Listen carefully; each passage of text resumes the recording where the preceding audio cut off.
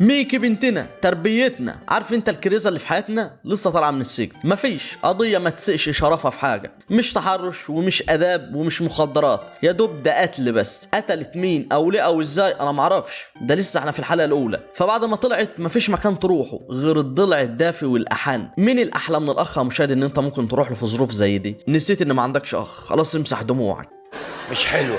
هي عندها فرحت عند اخوها كمان عنده الضلع والدفى والبتاع اللي انا قلته فوق، ويبقى عنده بنته برضه هو مطلق او متجوز لسه مش عارفين. بعد ما بتدخل البيت بتشوف شويه ذكريات وصور لها ولصاحبتها، بس يا بنتنا ميكي موجوده قدامنا اهي بس صاحبتها لا. فحاسس شويه ان احنا بدأنا نقرب هي قتلت مين. نكمل على الظهر في راجل عجوز وست اعجز منه جو، ومن كلامهم بيقول ان احنا سامحناكي، وهم يبقى اب وام صاحبتها. انا حاسس ان بدأنا نقرب اكتر اللي هي قتلت مين. ميكي راحت بعدين للشرطه واللي هيفضلوا مراقبينها فتره حتى بعد خروجها لحد ما يتاكدوا ان هي بقت زي الفل. راحت لواحده كانت معاها في ابتدائي شغاله في محل وحامل، بس اللي شغاله في المحل ما افتكرتهاش او مش عايزه تفتكرها، او مش دي بس اللي مش متقبلها، لا ده معظم المدينه مش متقبله ميكي. بعدين ميكي راحت تحط حلق في صيدليه، مش فاهم مش معنى صيدليه، واصلا ايه الحلق علاقته بالاحداث، واصلا هل الحلق صيني ولا ذهب؟ هنعرف. بعدين ميكي راحت تقابل ابو صاحبتها بس هو انفجر في وشها. لو انا كنت بهزر لما قلنا سامحناك، انت صدقت ونورم ولا ايه؟ لول امشي من هنا. ويا صاحبي قام طردها من المكان. في شويه ترهات حصلت، انا عارف ان انت مش مهتم بيها، ولا انت مهتم نحكيها؟ يعني ماشي نحكيها. وهي في الحانه لقيت واحد كانت بتلوم انه يعني كان بيزورها بس بعدين قطع. بعدها برضه في نفس الحانة شافت شاب طويل عنده تفاحة آدم وعنده شعر، عنده كعب رجل، عنده مشط رجل كده يعني. المهم كان في عائلة مسلمة لائجة، مش فاهم ايه قصتهم بس هتظهر قدام. بعد بقى ما بنتنا على بشعر طويل قامت روحت لاخوها وهي كانت سكران، فاخوها قال لها ان هو دايما في ظهرها وبيساندها وبيساعدها، فلو رحت تدوري على وظيفة وتشتغلي هكون شاكر ليكي، ونصحها في شغل في مكان كده بتاع جزارة هو عارفه تبقى تروح تقدم فيه. كان في مشهد تاني لاخو ميكو وهو رايح لمين، ما انت ما تتوهش مني بقى مشاهد، كان رايح لمرات المدير اللي هيشغل اخته، بس هو مش راح يتوسط لها وكده، لا هو شغال في البريد عشان كده راح لهم. ميكي راحت لكيفن الرئيس بتاع الشغل تستسمح له وتتذلل له انه يشغلها. بعد ضغط من الشغالين على الواد اللي كان معاه من شويتين وافق، وكانت شغلانه شديده شويه بالنسبه ليها، مش بتاعت ستات قوي يعني. ومعلومه كمان في المكان اللي هتشتغل فيه كان قبلها في واحده من اللاجئين، بس كيفن كان بياكل عليها نص المرتب وبيهدد انه هيرحلها من البلد، فعشان كده هي مشت. معلومه كمان هناك شخص اسمه سليم شغال معاها. معلومه كمان في وقت في الشغل كان بيتنمر عليها وانها قتلت صاحبتها. نشوف مشهد بعدين للمدير بيلعب مع ابنه ومراته كنايه ان هو شخص كويس. بعدين العمال مع المدير اللي هو شكله شخص كويس عاملين تجمهر حقوقهم وعايزين زياده في المرتب وكده. رمى لهم واحده ان اللي مش عاجبه يسيب الشغل، محدش منهم قدر يتكلم. اهم حته بقى في الحلقه الاولى بعد ما ميكي اتشطفت وطالعه تلاقي الواد اللي بيتنمر عليها وتاسف لها على الحركات الصبيانيه وان هو مش قصده، وحسن نيه منه بيعزمها على خمر امال لو سوء نيه. وفعلا دخلوا جوه علشان يجيب اللبس، وهوب قام حبسها في التلاجة بتاعت اللحوم وقفل عليها الباب. سليم بيتجادل مع مراته جميلة على اختها اللي ضايعة، بس احنا ما عندناش حريم تجادل جوزها فهنعمل سكيب للمشهد ده. بالليل وهي ميكي بتحاول تفتح باب التلاجة، فعلا فتحت وبتمشي فتلاقي قدامها ابو صاحبتها يقع عليها، طلع ان هو جثة ومقتول. بعدين تخاف وتجري تروح لاخوها فتلاقي امها بتبص لها. تاني يا منى قتل تاني والحلقة الاولى تخلص. التعامل بقى كان عادي ولا كأن حاجة حصلت. مرات الراجل اللي اختفى كانت قلقانة عليه فبتقول لابنها انه يدور عليه. ميكي راحت للشرطة في الإجراءات بتاعتها اللي بتعملها، ومرات الراجل اللي مات راحت تعمل بلاغ وقالت للشرطي ان آخر حاجة جوزها عملها كان اتخانق مع ميكي وطردها.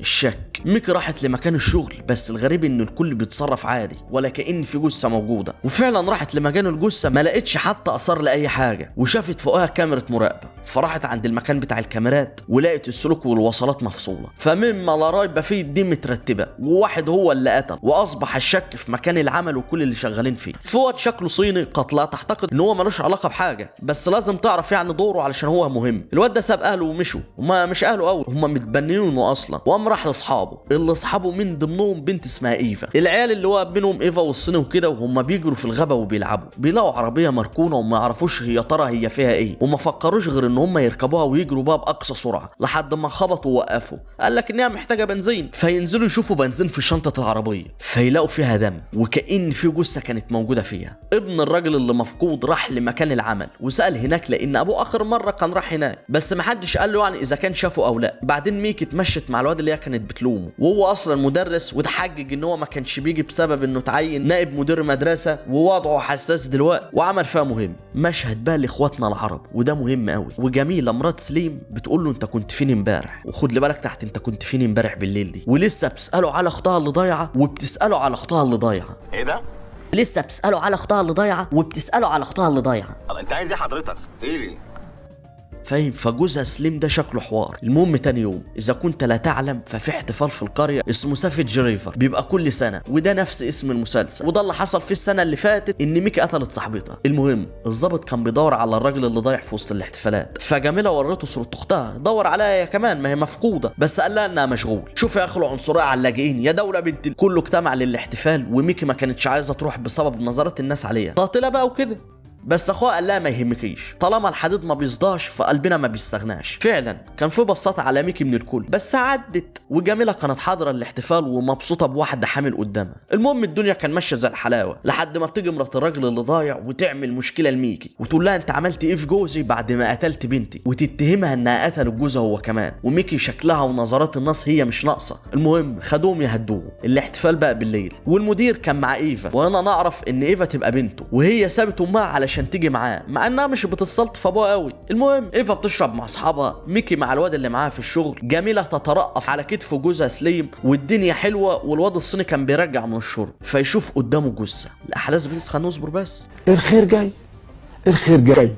يصوتوا ويقول لك وي نيد هيلب، والناس كلها تتلم حوالين الجثه، وهي الجثه اللي بندور عليها. المشهد اللي بعد كده كان لوحده، بس اصبر بس، دي دورها تقيل. كان بيتكلم في المدير، ودي تبقى مراته القديمه يعني ام ايفا، وجايه على البلده وهتبقى مفاجاه لايفا، فبتقول له ايه ما تقولهاش. تاني يوم ميكي قاعده مع اخوها، فبيقول لها ان هو عارف انها ما عملتش حاجه وعايش، فاهم، والتشجيع ده. مرات القتيل لسه مدمره وما تعرفش ان جوزها مات. ام ايفا جت البلده، ونعرف ان هي محققه واللي ماسكه دلوقتي التحقيق في موت الراجل، وعرفت من الضابط ان الراجل اللي ميت ده طيب، او هي كان عارفه لانها كان عايشه هنا، هو بس اتخانق مع ميكي قبل ما يموت. وكمان ميكي لسه خارجه من السجن من 3 ايام. الشك، ميكي راحت شغلها وتشعر ان مفيش حد طايقها. الضابطه راحت لبنتها ايفا وتشعر ان ايفا مش طايقاها. الست الغلبانه اللي جوزها مات راحت تشوف جثته، وهي لحد قبل ما تدخل على امل ان ده مش هيطلع جوزها، ورجلها مش شايلها انها تدخل، بس ابنها قرر انه يخليها تواجه الواقع وتدخل تشوف. احنا ما بنشوفش رد فعلها، بس نسمع صوت صرختها لما شافت جوزها الميت. المشهد ما قبل الاخير من الحلقه، كان الظابطه راحت لميكي وتسالها اسئله خفيفه. المشهد ما قبل الاخير برضه، الظابطه بتشوف فيديو قديم وهم بيحققوا مع ميكي لما قتلت صاحبتها، وان صاحبتها اسمها جاسمين وماتت انها اتخنقت من الميه، وميكي بتقول في التحقيق انها ما كانتش تقصد. والمشهد الاخير ميكي قاعده في حالها فتسمع خبط بره الباب، تطلع تشوف تلاقي راس حيوان مقطوع.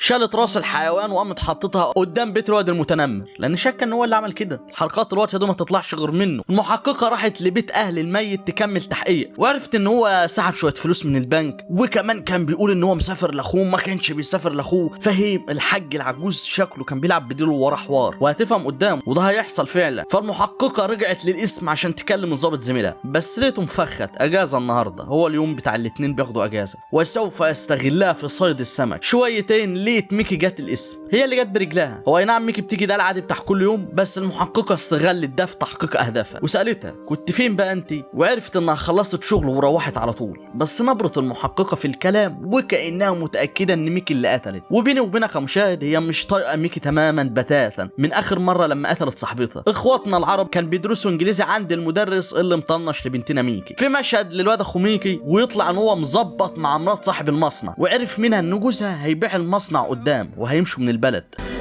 والله العظيم زباله، نفسي اعيط زي العيال الصغيره بس ما ينفعش. تعبان يا كابتن. لا والله تعبان، ده والله تعبان. المهم خلينا في اخواتنا العرب. الوحده الوطنيه. جميله راحت للمدرس تطلب منه يكتب لها ان اختها مفقوده بالانجليزي لانها لسه متعلمتش قوي، فهو سب وشتم للشرطه ان ما ساعدتهاش وشتم العنصريه. المتنمر راح لسليم وبيساله عن لو انت اللي حطيت راس البقره احترف، فسليم قال له لا. طب مرات سليم معلقه اللافتات بتاع اختفاء اختها، والبت اللي في المحل اللي كانت حامل او مش كانت لسه حامل جايبه سيره ميكي وبتقول تلاقيها هي اللي قتلت الراجل وهي اللي خطفت اخت جميله وهي اللي شاريه اللبن من عندنا، واي مصيبه بتحصل هي اللي بتقول ان هي اللي عملتها، ولكنها لم تدرك ان ميكي اصلا وراها وسمعاها. فالحامل بقى ايه وشها اصفر واحمر لما عرفت انها سمعاها. المحققه راحت لام ميكي تتاكد انها فعلا روحت ونامت وما راحتش في حته زي ما قالت لها ميكي بالظبط، بس وهي بتكلم ام ميكي كان كلام المحققه بتتهم ميكي، فالام ما استحملتش على بنتها وشدت بالكلام وما رضتش تكمل تحقيق. صاحب المصنع اللي مراته بتصونه راح لاخواتنا العرب وهم بيلعبوا ويقول لهم ان الكراكيب بتاعتكم تشيلوها والا هيبلغ الهجره تيجي ترحلهم. فجميله ما استحملتش وقالت ان الحمام خايس والسقف ينقط والكهرباء بتقطع يوميا شو اقول، بس هو ما فهمش كلامها لان هو بالعربي. فسليم قال له مش بتقول حاجه يا بص، وعدى الليله كده ولم الدنيا. ميكي راحت لاخواتنا العرب وشافت الورق بتاع اختفاء جميله، حاولت تكلم جميله بس سليم مش عايز مشاكل، فقال للجميله ايه ارجع بعد اذنك. فميكي قالت للمدرس انها شك في الواد المتنمر هو اللي يكون اللي خطف. قال لها مش مهم، المهم ان انا عازمك النهارده. المشهد اللي بعد كده عادي يعني مش مهم في الاحداث، وبس استوقفني ان طليقته قاعده مع مراته قاعدين بياكلوا في هدوء بيتكلموا على جوزها فاهم حاجات انا مش متعود عليها. المهم ميكي كانت مع الواد اللي معاها في الشغل بس نكدت عليه. ليه بقى؟ حلو السؤال. لان عرفت ان هو كان عارف ان هيتقفل عليها الثلاجه في اول يوم شغل، لان ده بيحصل مع كل الناس اللي بتروح العمل، فنكدت عليه. ما انت كده مش ظهري، ما انت كنت عارف وما قلتليش. المحققه بعد ما مالت الكرش هي وايفا بنتها كانت بتعتذر لها عن اي تقصير منها كأم، فالكلام لمس ايفا قوي وقررت ايفا بقى تحترف. ايفا قالت لها العربيه الراجل اللي اتقتل انا لقيتها وكنت سايقاها. فهمت امها خدتها بسرعه لمكان العربيه وشردحت لها انها عملت كده وكلمت زميلها الظابط يجمعوا، وقامت شطفت بنتها بالكلام وقامت قالت لها طب العربيه كانت واقفه فين، وراحوا المكان ما كان العربيه واقفه وجدوا اثار اقدام لشخص بالغ من العمر، معرفش الحقيقه بالغ كام من العمر. ميكي راحت الحانه كان الكل متجمع هناك وقالت للمتنمر انت بترمي راس الحيوان عندي ليه؟ فشدوا مع بعض. بعدين ابن القاتل قال لها ان هو اللي رمى راس الحيوان عندك وقام طردها من الحانه وتعاملت معامله كلابي من الجميع وهي واقفه. فخرجت ولقت المدرس قدامها كان بيأكد على العزومه، بس من بعيد بنشوف الصقر الواد اللي مظبط معاها كان بيراقب وغيران. لما راحت معاه في حاجه غريبه حصلت بقى ماشي وشغل حواسك وتركيزك. كانت بتقول له ان انا مش هنسى انك كنت بتستناني لما اخلص المدرسه وبتديني اعلى الدرجات. قد تعتقد ان الكلام ده عادي، ولكن الغريب وهي بتحكي كان في موسيقى اشتغلت غريبه وكانها موسيقى شك، والمدرس ملامحه اتغيرت. المدرس ده وراه حاجه يا مشاهد. المهم رنوا عليها في البيت فقامت ثابته. نروح للظابط لقى في مكان العربيه ورقه مكتوب عليها ارقام واسم واحده ليلى، وليلى دي تبقى اخت جميله اللي ضايعه. فلما راح الاسم وراها المحققه فسالته مين ليلى، قال لها انها واحده ضايعه. هزقته ان ما قالهاش من الاول، فقال لها ان هي لاجئه مش مهم يعني كان تعرف عنها. بعدين بقى في العنصريه بنت اللي في المسلسل ده ولا هو بيهاجم العنصريه ولا بيعمل ايه؟ المهم هزقته وقالت له ايا يكن تهتم وكده. فضلوا يحاولوا يعرفوا الارقام المكتوبه لحد ما في الاخر عرفت تحل،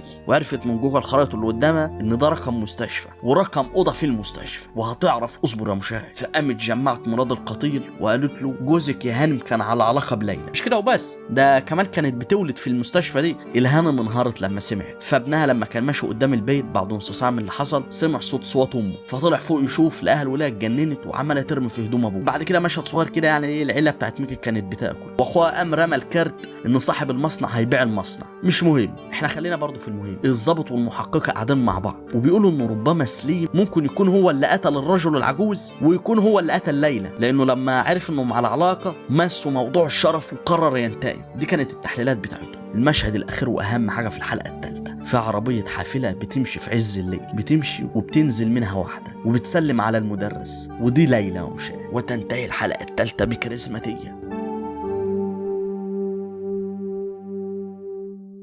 تتبع أدلة الأقدام اللي قادتهم للسيفت بتاع سليم، وسليم لم تثبت عليه التهمة لأن كل اللي في المصنع بيلبسوا السيفت مش هو بس. فلو انتم مرتبينها قولوا من دلوقتي وما توجعوناش. خلينا في ليلى. وصلت ليلى فعلا للشرطة وما بينهاش حاجة مع المدرس لقد اتهمنا الفتاة الخاطئة، وجميلة اتعصبت عليها وبدأت تضربها أول لما شافتها خوفا قطعت قلبنا في الفترة اللي انت اختفيتي فيها. الشرطة رجعت من تاني وعرفت من ليلى انها كانت بتجهض اصلا ما كانتش عايزة تجيب لأهلها العار، فنزلت الطفل. السؤال المهم يا ليلى يا بنتي، هو مين الأب؟ قالت لك الواد المتنمر، وفعلا اخترت الاب الصحيح. في مشهد بعدها على طول مهم لادم اللي هو ابن القتيل، كان جايب لحمه ماشي بالليل، وعايزك تاخد بالك قوي من المشهد ده علشان هنحتاجه في الحلقه دي، ودخل اللحمه للمصنع. المهم تاني يوم ميكي اتصالحت مع حبيبها اللي هو من ضمن احبائها ال 144 اللي في المسلسل اللي ماشيه مع اي حد. الشرطه راحت لبيت المتنمر وعرفت انه مالوش علاقه بحاجه، اصلا هو اللي اتفاجئ ان ليلى رجعت واتفاجئ انها كانت حامل. المتنمر حط البوكيه ورد على كتفه وراح عشان يصالح ليلى، بس قابل سليم قال له اسمع ولا احنا عندنا الشرف اهم حاجه لازم تبعد عنها.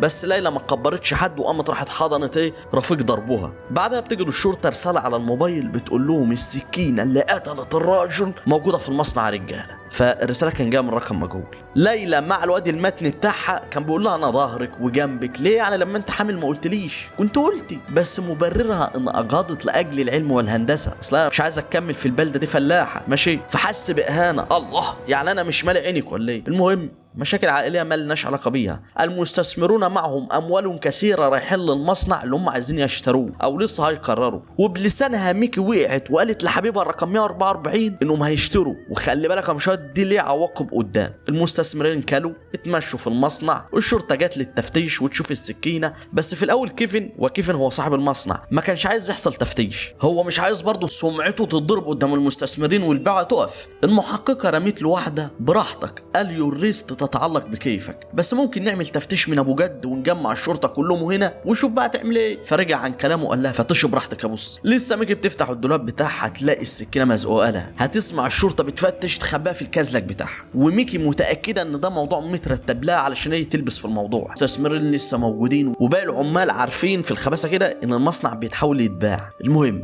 ميكي خدت السكينه وحاولت تروح ترميها في البحيره، فتجيلها الذكريات لها مع صاحبتها الشهيده، وفي الذكريات في حاجه مهمه قوي من صاحبتها بتقول لها في حاجه انا عايزه اقولها لك، لو عرفتيها هتقتليني. ايه الحاجه دي؟ هنعرف قدام. فرجعت في كلامها وما رضتش ترمي حاجه. المهم مرات الراجل اللي مات مع واحده كانوا بينقلوا اغراض، فليلى جت قعدت معاها ووضحت ان جوزها بريء وما كانش على علاقه بيها ولا حاجه، هو ليس هو رجل قلبه كبير كان بيساعدها في محنتها، ولو على الفلوس هنرجعهم لك. فالارمله رفضت، كفايه انها اتبسطت وعرفت حقيقه جوزها انه ما كانش بيخونها. المحققه قالت لك من الملفات اللي اتبعتت من التشريح عرفنا ان السكينه اللي بندور عليها فيها كسر من المقدمه، ومش بس كده بوشكاش محفوظ بيضحي وطولها 5 بوصه. ميكي بقى كان حاطه السكينه ذو ال5 بوصه قدام امها وبتقول لها نتصرف نعمل ايه. هي والحاجه ما لحقوش يتصرفوا بسبب ان الضابط جه وعمل تفتيش مفاجئ للبيت بحجه يعني التفتيش بتاع طلوعها من السجن ده. المهم ملاش حاجه، في الاخر كان قفاه بيأمر عيش وراح ماشي. فامها قالت لها انا هاخدها بنفسي وهروح بقلب راجل واحد واروح لاسم الشرطه في مكانهم وهسلمها وهقول ان انا لقيتها وانا ماشيه وعايز راجل يطلع ويكلمني. فعلا اتفقوا على الفكره.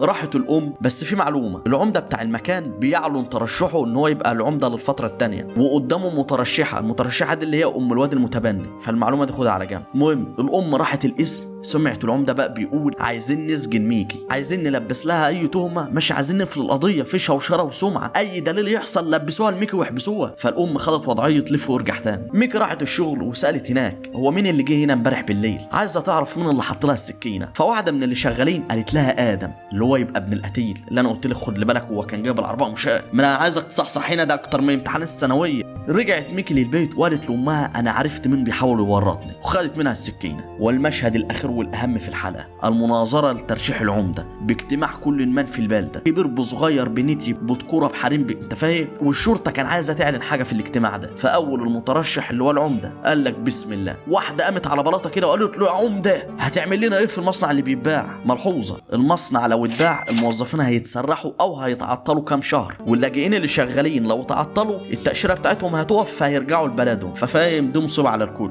المهم العمده ما عرفش يرد والناس هاجت بقى وزيطت، فالشرطه استغلت الموقف ووقفت على المنصه وقالت لك احنا بندور ايها الشعب على سكينه مكسوره من المقدمه، اي حد يلاقيها يقول لنا. فتقوم ميكي تتأدب وهي السكينه في شنطتها وكل الحاضرين الموجودين عاملين رياكت واو، وتقوم تطلع السكين. ادم ابن القتيل اول ما يشوف كده يتجنن ويقول لك انت اللي قتلت ابويا. قالت له انت عايز تلبسني التهمه انا عارفه، وقالت ان السكينه اتحطت لها بفعل في الخزانه بتاعتها. الشرطه خدت ميكي اخوها جالها وقال لها انا قضيت منك بصراحه، وتقوم الحلقه تنتهي.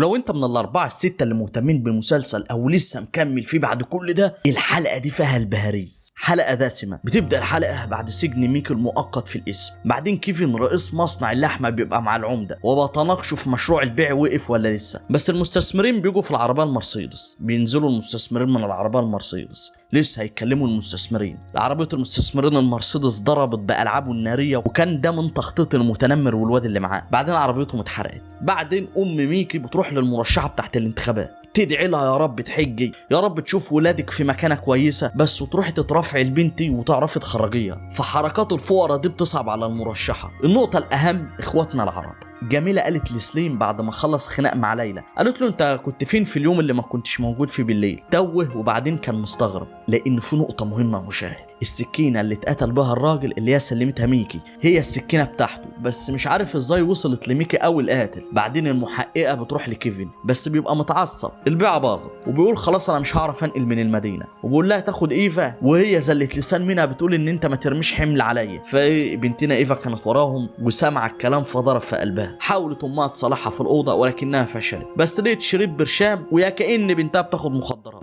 بيحققوا مع ميكي بس المحاميه في ظهرها وقالت ان مفيش اي ادله ولا اي حاجه تشير الى ان السكينه تخص ميكي. اذا سادتي دي مش بتاع موكلتي، ولو جبت محاميه من اي مكان هتعرف ان القضيه خلصانه. فالمحققه والظابط مش عارفين يقولوا حاجه وشهم اصفر. طب يا رجاله بقى نروح نصلي الظهر. وراحوا يتناقشوا مين اللي بعت لهم الرساله، وان الرساله جايه من شخص في منتصف المدينه في كشك ما. ميكي مع المحاميه بتتاكد ان موقفها كويس، فالمحاميه طمنتها وقالت لها ميكي يا بنتي لو انت مخبيها حاجه قولي عشان نلحقها من دلوقتي. ميكي اتمها السكات وسكتت. بعدين قالت انهم بيدوروا في المكان الغلط، وقالت للمحاميه ان الراجل ما ماتش في البحيره، ده مات في المصنع بتاع اللحوم. المحاميه سالت لها يا بنتي يا ميكي عرفت ده منين؟ ميكي ما رضتش تقول. المحققه خدت صوره السكينه ووزعتها على اللي شغالين يكونوا شافوها، بس كله قلق. بعد ما خلصت قام المدير بكل عصبيه وطرد الواد المتنمر من الشغل لانه عارف هو اللي بوظ العربيه، ومحدش في المدينه عنده الالعاب الناريه دي غيره. وقد قلت في احدى الحلقات ان انا مستغرب بعلاقه كيفن والمحققه بما انهم متطلقين وهاديين.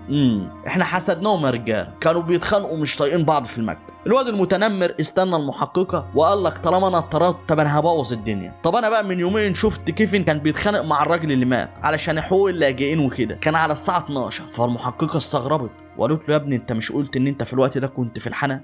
لا ما انا كنت حابس ميكي، فرجعت اتاكد ان هي بخير. الضابط تاني راح لاختنا جميله المحل اللي هي فيها وطلب ان هو بس هيشوف الكاميرات يمكن يعرف مين اللي بعت الرساله. الخاينه بنت الخاينه بتاعت كيفن بيدخلوا مع اخو ميكي. المهم المحققه دخلت على بنتنا الحجز وقالت ان النتيجه جت من الطب الشرعي ومفيش اي DNA ولا اي اثارات على على السكينه، وان السكينه اتنضفت بماده بتمسح اثار DNA وقامت ثابته. فبنتنا راجعه لاخوها القلب الطيب والاخ معروف ان هو السخينه، فقال لها السكينه دي في مسلسل راي مش هينفع تقعدي معايا اكتر من كده وقام طردها. راحت المحققه في الصيدليه تشوف الماده بتاع حذف DNA يمكن بتتباع هناك بس ما لقتش، فلقت بنتها بتحاول بقى تصلح الموقف. المهم مش مشاكل عائليه مش مهتم. ميكي كانت في الحانه والمدرس اللي هو حبيبها رقم 145 جه ياخدها، والحانه تلم فيها كل الناس لان المرشحه المحاميه هتقول خطاب. بسم الله بصوا يا رجال انتم من النهارده مش هتبقوا شغالين في المصنع بل مالكين للمصنع وهنشتري من كيفن. فكيفن قرب منها وقال لها الجرابيع دول ما معهمش فلوس يشتروا اكل لنفسهم، مش مصنع ب5 مليون دولار. فقام وقفت وقالت ايها العمال هناخد قرض وانا هسهل لكم لما انجح كعمده ان احنا ناخد القرض. فقاموا هللوا لها. بعدين الواد ابن الراجل اللي مات شتمها وقال لها ان انت كدابه ومحتاله، كفايه انك بتساعده وبتترافع عن ميكي اللي قتلت ابوه. المهم ميكي وحبيبها رقم 145 كانوا ماشيين اقطع البوسه ابو جلال. المهم بقى اكتر قررت انها تحترف للمدرس ايه سبب الشجار اللي خلاها تتخانق مع صديقتها وتقتلها. ان صديقتها قالت لها ان في شخص كبير بيحبها وعلى علاقه بيها وكده، فعشان كده ميكي بنتنا اتخانقت معاه في البحيره. بس هو المدرس حلف لها ان هو ملوش علاقه بيها وان انا مش الشخص الكبير اللي انا كنت مصاحب صاحبتك. لا ملحوظه مشاهد، ميكي كان بتحب المدرس وبتكراش عليه زمان فعشان كده اتخانقت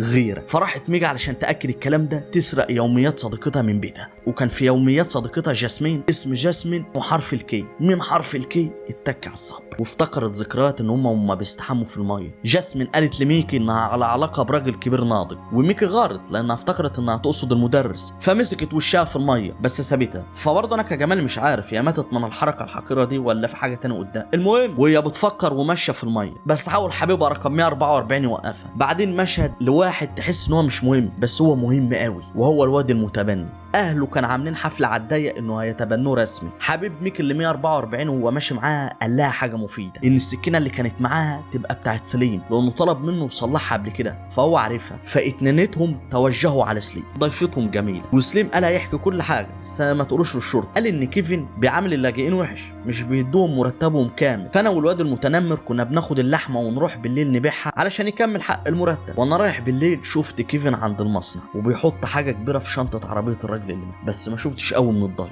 وسليم قال لهم انه ما يقولوش اي حاجه للشرطه علشان باقي 6 اشهر وياخد التاشيره، ولو حصل حاجه غلط ولا كده هيرحلوه. فوهي مروحه في العربيه فتحت المذكره وعرفت ان جاسمين وحرف الكل مكتوب غالبا يبقى الاسم كيفن. جميله مع سليم بيقولوا انه مش من العدل يبقى عارفين الحقيقه وساكتين. جميله والعائله راحوا للمحققه وقالوا لها اللي شافوه. المدرس هو بيحذف الشتيمه شاف كاميرا مراقب فراح يبص على مين اللي كتب الكتابه، يلاقي مين بقى؟ الواد الصيني المتبنى. ايه علاقته اصلا؟ هنعرف. في الاسم المحققه مش على بعضها وقالت للظابط ان كيفن طليقها هو اللي قتل، وخدت عربيتها وراحت لطريقها تقول له ان هو متهم. فعمال يقول لها بعيد عن ملكيتي ماشي ومش عارف ايه. فيا بسم الله ما شاء الله هضبه قامت كتفته وقالت له ان انت مقبوض عليك ومحتقل. وكان كل ده قدام بنته. المشهد الاخير المدرس بيشوف ميكي وهي بتنظف لبسها لما وقع عليها الراجل المقتول في اول حلقه، فشكله ده هيفهم غلط وبتنتهي الحلقه ما قبل الاخير.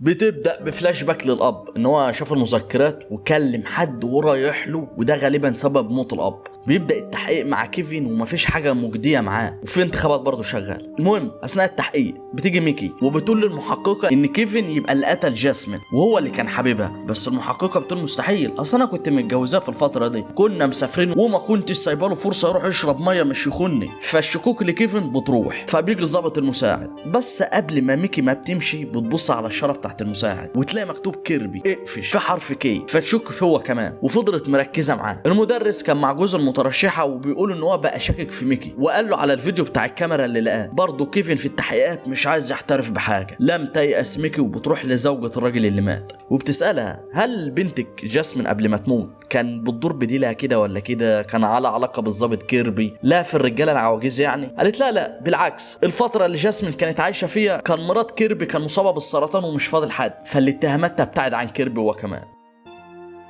المدرس بيروح للشرطه وبيوريهم الفيديو ويطلب منهم انه ما يجابش سيرته في التحقيق. ميكي بتروح تسال على كونر وهو اخر واحد في البلده اسمه يبدا بحرف كي، مع ان انا مستغرب ومش المفروض كونر ده انا خدته في المدرسه بيبدا بحرف السي. المهم وكونر هو زوج الست اللي بتترشح للانتخابات، بس ما لقيتوش، بس عرفنا ان جاسمين كان شغال هنا في الصيدليه قبل ايفا. بعدين بتروح المحققه الام ميكي وتقول لها ان انت وبنتك بتكذبوا. ليه بقى؟ ما انت قلت لي الساعه 12 كانت نايمه واحنا في كاميرات المراقبه شفناها ان هي كانت بتمسح الدم، هذا ليس في مصلحه بنتي. لسه ميكي شاكه في كونر وراحت بيته. قال ايه؟ علشان تكتب شهادات للمحاميه، بس ده كلام مش بجد، هي مستغليه عدم وجود المحاميه عشان تفتش في البيت. وفتشت اكتر ولقت الماده اللي بتعزف اثار الدي ان ايه وقامت صورتها، بس لمحت كونر جاي عليها فجرت واستخبت قبل ما يشوفها ودخلت جوه عملت انها اول مره تشوف. المحققه بتدور على ميكي فميكي كلمتها تقابلها ورت لها الصوره وان كونر ده كان على علاقه بجاسمين وان لما ابوها عرف وراح يواجهه قام قتله وشال الاثار بتاع السكينه بالبتاع اللي في الصوره. بس دي كلها افتراضات القانون يا ميكي يا بنتي ما بيحترفش بيها. وبعدين الفيديو اللي شفناه لك اللي فيه دم في كاميرا الفيديو، فميكي حكت بقى انها كانت محبوسه في الثلاجه، بعد كده لقيته ميت ووقع عليها واتملت دم والحوار ده. وعلشان المحققه تقتنع زياده قامت ميكي بعتت لكونر انها تقابله في المصنع النهارده لانها معاها دلائل انها تحبسه. ففعلا المحققه شافت اللامعه كده وبدات تقتنع وقرروا يساعدوا بعض.